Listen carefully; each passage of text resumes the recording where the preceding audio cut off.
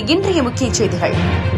Nagercoil Vadasery SMRV மேல்நிலைப் பள்ளியில் 78வது சுதந்திர திருநாள் வெகு விமர்சையாக கொண்டாடப்பட்டது.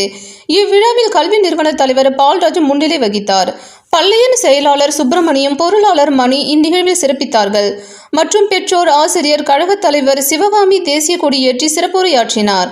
பின்னர் சாரண சாரணிகள் மற்றும் இளஞ்செஞ்சிலுவை சங்க மாணாக்கர்களின் அணிவகுப்பு நடைபெற்றது.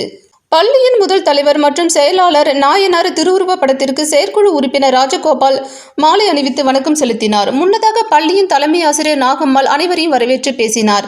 பள்ளி மாணாக்கர்களின் கலை நிகழ்ச்சிகள் சாரண சாரணியர்களின் பிரமிட்டு நடைபெற்றது. நிகழ்ச்சியில் சசிகலா நன்றியுரையும், சுபா நிகழ்ச்சி தொகுப்பாளராகவும் செயல்பட்டார். செயற்குழு உறுப்பினர்கள், ஆசிரியர்கள், அலுவலக ஊழியர்கள், பெற்றோர்கள், மாணாக்கர்கள் கலந்து கொண்டு சிறப்பித்தார்கள். நிகழ்ச்சி ஏற்பாடுகளை உதவி தலைமை ஆசிரியர் முத்துக்குமார் செய்திருந்தார்.